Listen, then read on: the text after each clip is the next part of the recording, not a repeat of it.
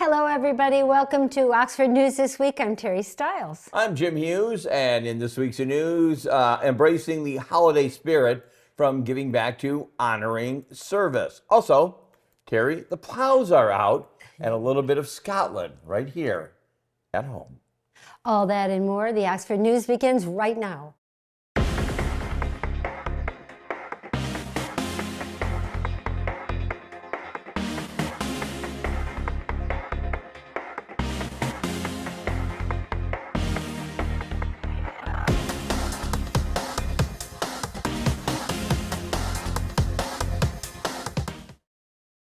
The Downtown Development Authority wants your input to shape the future of downtown, and they've released an online survey asking residents, business owners, property owners, and visitors what they value most and what priorities the DDA should focus on in 2026. Also, how the organization is performing.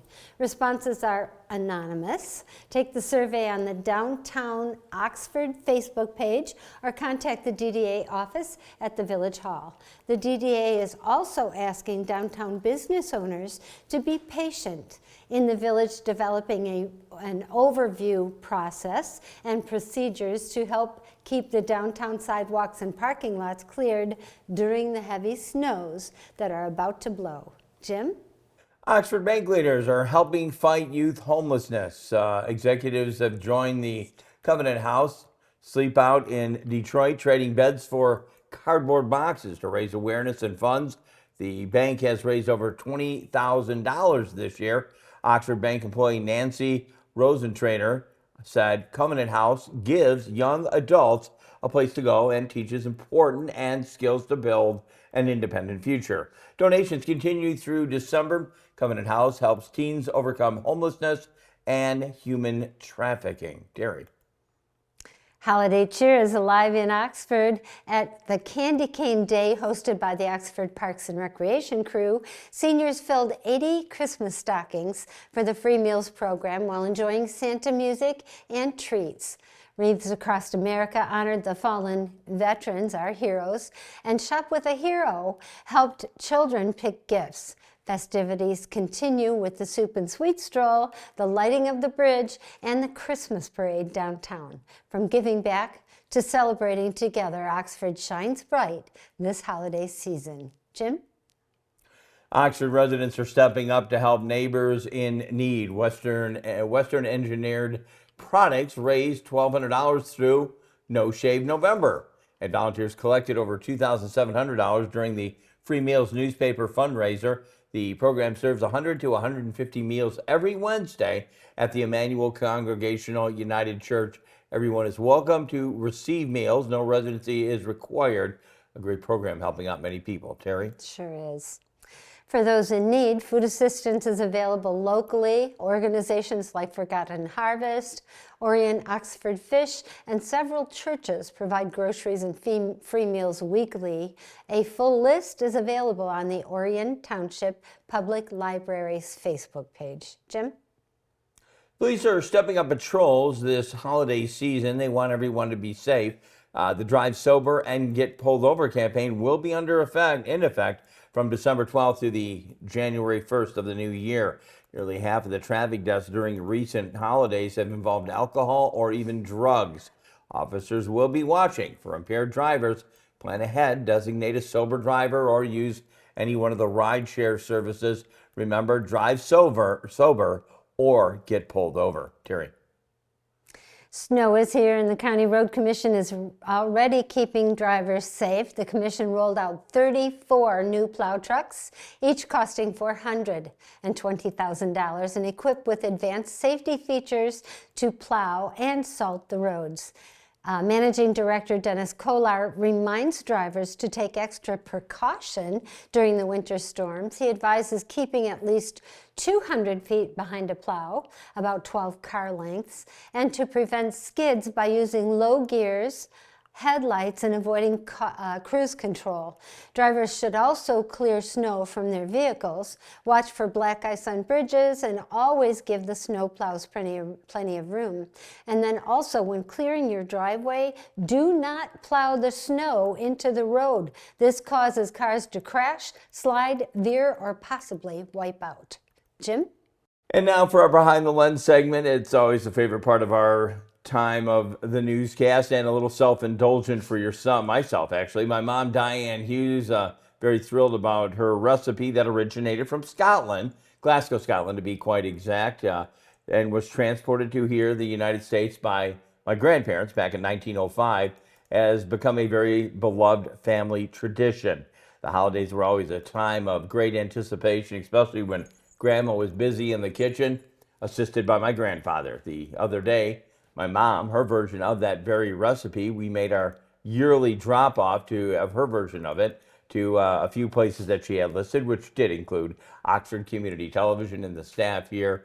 Once again, we had a great time dropping them off, and I know you ended up getting some yourself, right? I sure did, and it just brought back a lot of memories for me, because my aunt was from Scotland as well, and that was a tradition on the holidays. We always had open houses because we had such a big family, and there was always just this big plate of the Scotch shortbread, and it was so good. And your mother's recipe brought back a lot of memories for me, because it tasted just like my aunt's, and how fun. And it was very nostalgic for you, obviously. Oh yeah, I've brought it into work here before, and I brought it to Joe, one of our main guys, and then I took it to my other job, and actually there was my other job actually has a, what do you call it, a company cookbook.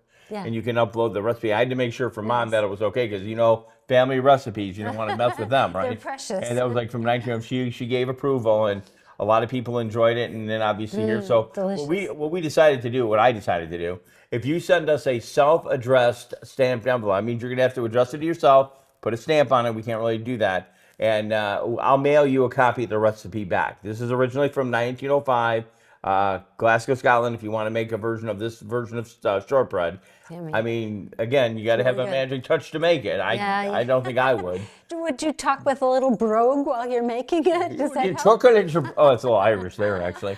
But anyways, like I said, if you want and you send us a self-addressed stamped envelope, again, after the holidays or something, we'll mail it right back to you. I printed out a few copies of it. Very simple recipe to follow. It does it's a very tedious sometimes too to make, because it really gets doughy. It gets doughy, and then you have to have that little crumble, and it's just so worth it. In a segment we've come to enjoy, and we don't label it, and we don't have to worry about putting it on the teleprompter. It's called What is Terry Reading This Week? I'm reading a book by Jojo Moyer. It's called Silver Bay, and it's about the whales in Australia. Oh, wow. And how development has affected them, and even the building and the noise and the ground pounding from the building, it affects the whales and the porpoises, or the the dolphins, flippers, dolphins. Yeah. So it's a very interesting book. Not to mention, she always makes. I've read several of her books, and she makes an adventure out of it. So it's fun. Oh, very cool. It's always good to hear what Cherry's reading. Again, that's if you can put it on your reading list, and maybe you'll enjoy that. She does a lot of the books on tape or whatever you want to call it. I download them from the library. MP3 or whatever. We still say tape. The kids don't. It's a podcast. Exactly. I download them. Dave Kenny's got some stuff coming up. I know he's got Auto Talk. You want to stay tuned for that. He's got Science in the News. I'll take a brief look at sports. And Terry Stiles will finish our little newscast out for this year with a very special last story involving a child with autism. That comes up next, or soon, on Oxford Community Television.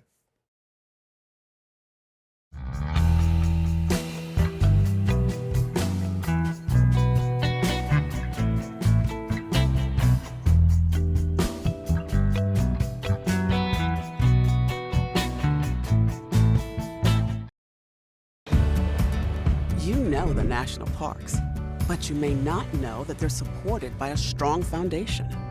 A foundation for the future. We are the National Park Foundation. And together with your support, we are building a bold future where national parks are vibrant, protected, and welcoming Today, tomorrow, forever. Learn more at nationalparks.org/foundation.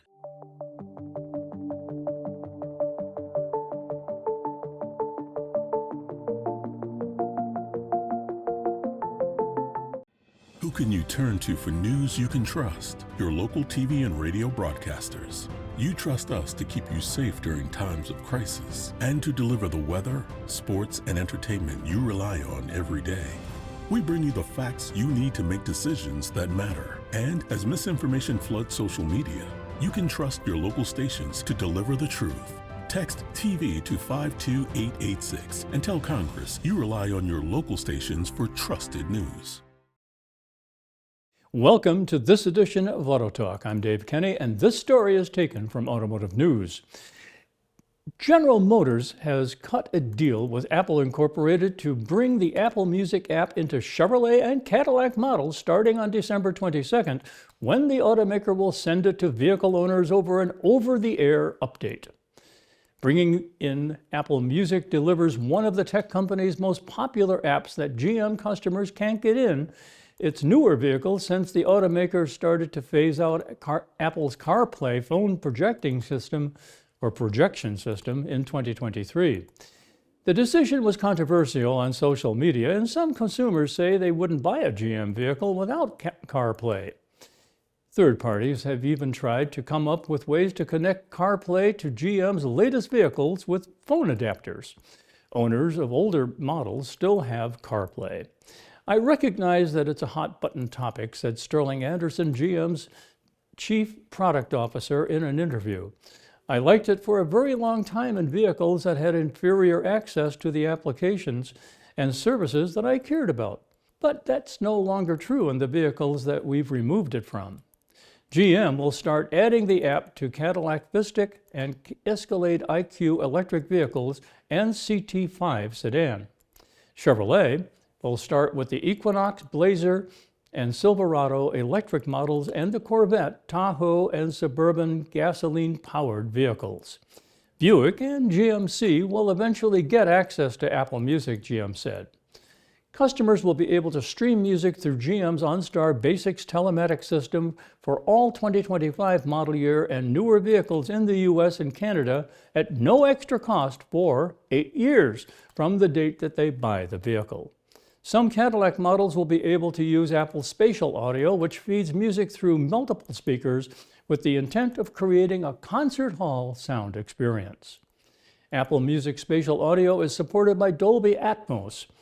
To access the system, Apple Music has to be natively integrated into the vehicle's entertainment and sound system. You can't get this with CarPlay in any way, says Anderson. Apple and Mercedes-Benz announced a similar agreement in 2022. Tesla and Rivian Automotive Incorporated also offer Apple Music without CarPlay in their vehicles. GM began to move away from CarPlay, opting for its own system that integrates into some vehicle controls in the automaker's own software system. The customer, or the company that is, has said that it will enable more seamless control of vehicles featured without forcing drivers to toggle between the vehicle's menu and a CarPlay or an Android Auto menu. As GM moves to its more advanced vehicle software architecture, the company will be able to add features that control more than just the entertainment and update them over the air. One of the features that will be adding capability to GM's Super Cruise driver assist system, which enables hands-free driving in the highway. In 2028, the Cadillac Escalade IQ will have hands-free driving that allows a driver to take their eyes off the road in a move that gets closer to full self-driving technology. Well, that's it for this edition of Auto Talk. I'm Dave Kenny. Have a wonderful Christmas. Stay tuned to Oxford Community Television.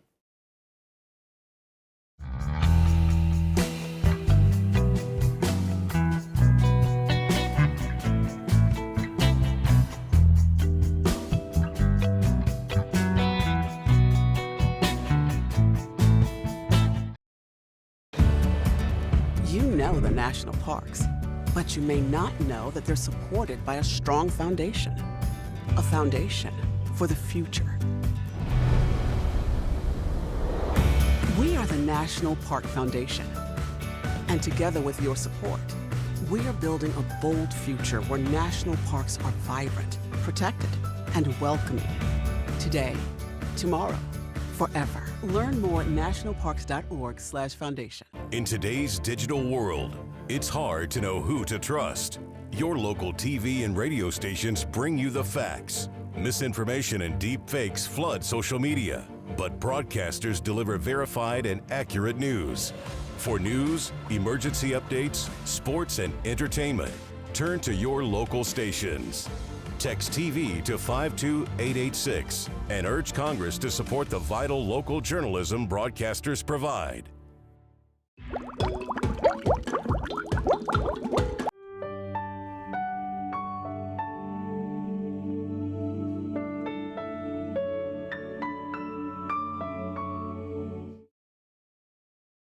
And welcome back to Oxford News this week as we go into the holiday season. Obviously, a lot of sports, the winter sports, get started and will restart in the new year. Oxford basketball fell just a tad bit short. Oxford varsity basketball against Eisenhower, they fell 49-48. They are now 3-1 on the season. However, earlier on, Troy, Tuesday, the Oxford boys basketball team, they fall again on the road. The Troy final score 53-37, and the Oxford girls basketball team improved to a 2-1 record on the season with a win at 51-36 over Avondale. And again, that kind of wraps up the sports. We will be picking up a full array of sports over the when the new year starts. Make sure to stay tuned on weekends here, especially on weekends, as we do broadcast some of our older sports, football, basketball, and whatever we do have, also some swim and dive. Again, watch for an exciting sports season coming up in the brand new year. Now, if you'd like to sponsor any of our sports or even musical programs, contact our office at 248-628-9658, 248-628-9658, and say you'd like to become a sponsor. You can sponsor a sporting program, musical program. You could sponsor Oxford News this week if you so like. Anyways, that's going to wrap it up for this brief look at sports. Join us again in the new year for more sports. Up and coming, Dave Kenny, and our last story today, you're going to want to stay tuned for that, how Terry Stiles will tell you all about adversity and art, how they came together as one in our last story on Oxford News this week. We'll be back with more.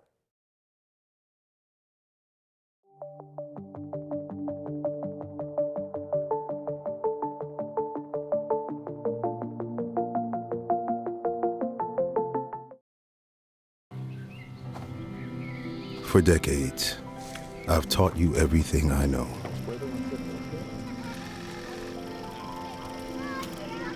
How to safely build a fire. How to control the flames.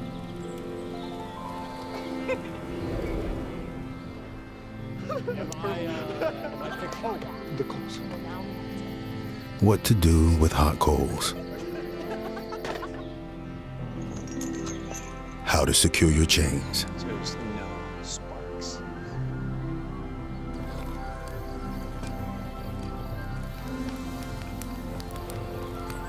But I can only teach wildfire prevention.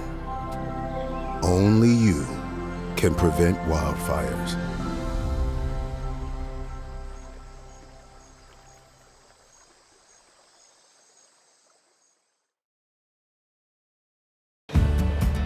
You know the national parks, but you may not know that they're supported by a strong foundation. A foundation for the future. We are the National Park Foundation. And together with your support, we are building a bold future where national parks are vibrant, protected, and welcoming. Today, tomorrow, forever. Learn more at nationalparks.org/foundation. In today's digital world, it's hard to know who to trust. Your local TV and radio stations bring you the facts. Misinformation and deep fakes flood social media, but broadcasters deliver verified and accurate news. For news, emergency updates, sports, and entertainment, turn to your local stations. Text TV to 52886 and urge Congress to support the vital local journalism broadcasters provide. Welcome to Science in the News. I'm Dave Kenny, and this story is taken from New Scientist. The belly button, it turns out, is one of the least studied parts of the human body. But one of its great mysteries may now have been solved: why most people have an innie, or concave, belly button. This may be due to a previously unknown structure that pulls the belly button inwards. The discovery arose when a team of researchers was trying to determine the best techniques for abdominal and hernia repair surgeries, which often involve incisions to the belly button, also known as the umbilicus or navel. In particular, the researchers wanted to research the incidence of what are known as umbilical incisional hernias, where muscle weakness caused by previous surgery can lead to a bulge in the belly button where abdominal tissue tries to push through. Satoru Muro at the Institute of Science at Tokyo in Japan said, in spite of the fact that everyone has one and sees it almost every day, surprisingly, the anatomy of the umbilicus is almost completely unreported. The team did a detailed microscopic analysis of the region around the belly button on 5 donated human bodies and then built a 3D model of the structure. A belly button is the remnant of the fetal umbilical cord, which protrudes through the abdominal wall to connect to the placenta until birth. After birth, in about 90% of people, the umbilicus scar heals into a concave divot, or an innie. But Muro says the team discovered a fibrous, tunnel-like structure immediately beneath the umbilical skin that continues seamlessly into the deep tissues. These deep tissues, the abdominal fascia, stabilize the abdomen and hold our organs in place. The structure is composed of densely oriented collagen fibers arranged circumferentially like a sleeve, which we have named the umbilical sheath, he says. This sheath appears to anchor the umbilical depression in the deep fascia in all directions. This helps maintain the characteristic inward shape of belly buttons. However, the team wasn't able to study anyone with an outie, so the members say more work will need to be done to understand how umbilical sheath varies in different individuals. Individual differences in the development or robustness of the umbilical sheath could contribute to outward projecting umbilici, said Muro. Kate Sanders at the University of Sydney in Australia says the belly button has definitely been a neglected part of the human anatomy. But further research will be needed, as 5 subjects is not a large enough number to generalize about everyone's navels. The paper is shining a light on a part of our anatomy that we haven't looked at much, and obviously there's a lot of surgical implications for the region because it's used quite frequently in laparoscopic surgery, says Sanders. Michelle Moscova at the University of New South Wales in Australia says this research helps us understand what reinforces the belly button structurally and possibly how to do keyhole surgery more safely. One relatively common complication of abdominal surgeries is umbilical hernia, says Moscova. This is when parts of the abdominal contents, such as the gut, bulge out through the weak part of the abdomen. In umbilical hernia, they bulge out through, guess what? The belly button. Well, that's it for this edition of Science in the News. I'm Dave Kenny. You know the national parks, but you may not know that they're supported by a strong foundation. A foundation for the future. We are the National Park Foundation. And together with your support, we are building a bold future where national parks are vibrant, protected, and welcoming. Today, tomorrow, forever. Learn more at nationalparks.org/foundation.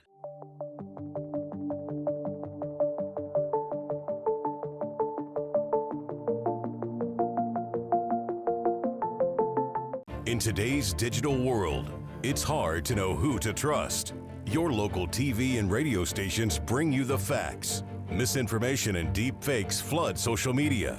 but broadcasters deliver verified and accurate news. For news, emergency updates, sports, and entertainment, turn to your local stations. Text TV to 52886 and urge Congress to support the vital local journalism broadcasters provide. And in our last story, we introduce you to Anthony Schmidt, a remarkable 17-year-old photographer whose talent is reshaping how we see both art and autism.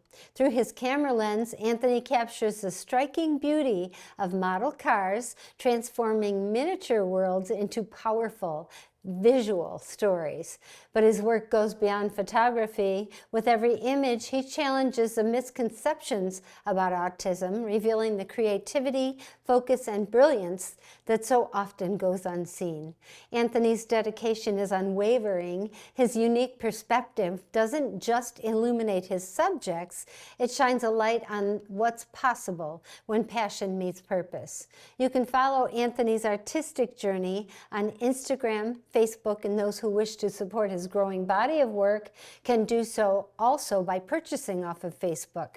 This is a story about creativity, resilience, and embracing the beauty of diversity, and that's a story worth sharing. Good stuff there. I mean, I ended up getting this package that you have here. Now, I'm just hoping, like you were saying, I hope Dad doesn't tune in our channel for about 3 days, okay? It's a good Christmas gift. Yeah, so, and like I said, they're like two, And then there's what do you call it, coffee table books or something like that? And then you have the Magazines. calendar now, but when you really want to see his talent, it's in the books. Now, the Right. calendar looks like and not to dement the calendar, it's like a bunch of older pictures, but what he does is he takes a small scene and makes it look real. And I mean, some of this stuff is So unbelievable. that's how it looks real. Yeah, right like there, that one looks but- real. Like what he does is he has like a table. These are models here, and that is a real house. So he combines small with big. Miniature. It's just And incredible. very talented individual. I've been actually following him for about 2.5 years on Facebook. His mom does a lot of his, the business stuff Promo, about it. right. I know Jay Leno picked up some stuff before. Oh, I just asked of when I made my request, could he sign him? And he signed the calendar. He signed both books, and I mean, pretty cool. I mean, It's a wonderful gift. and he's definitely a nice young man, 17 years. I mean, he comes on there and he talks a little bit about selling his stuff, and I thought it was a nice little Christmas gift idea for my dad, who he doesn't really read a lot now. He can look at a lot of the pictures. It's Yeah, hard to read. So you can go to Facebook and then type in Anthony Schmidt. Anthony Schmidt S-C-H-M-I-D-T, Schmidt. yeah, Anthony Schmidt Photography, SCHMIDT. and like I said, you'll be brought to it. I mean, and it's not, it's going to cost you some money, but it does help out a great cause, help out a nice young man, Yeah, and his endeavor to do what he gets to do. And with autism, I mean, I just couldn't believe it. I mean, just all the stuff he does. Yeah, great stuff. Anyways, we have had one heck of a nice newscast here and a nice year so far, and it's like hard to Holiday believe that we are season. wrapping it up. And anyways, we're going to try to do this. This is our end of the New Year newscast, so hopefully this doesn't disturb you. I snagged these from our party the other So night. Merry Christmas and Happy New Year. And happy Hanukkah to you too. Now I got to read this last part here, so I don't know. Okay, hopefully I can do this with this on. Ready? You can always watch this on Spectrum Charter 191 on the ATT Uver System Channel 99. Check us out on YouTube. I think we should wear them all the time. On YouTube, Facebook, Roku, Amazon Fire Stick, Rumble. Download the app on the phone. A very special thank you to our producer, the man who does it all. Make sure we sound good and look good, even with funny glasses on, Kyle Snade. Happy New Year to you, Kyle. Happy Merry Christmas to you as well. Writer extraordinaire, she's always busy in college, Allison Miller. Station manager, Terry Stiles. And everyone here at OCTV. Once again, we hope you have a wonderful holiday and stay safe. And once again, make sure you hydrate that tree. Anything you want to say before we go? Happy New Year, safe holiday, and Merry Christmas. You're going to see this for a couple days at Christmas time, and then after that, Happy New Year. Happy New Year. Take care of everybody. We'll see you next year, and enjoy your holiday with your family.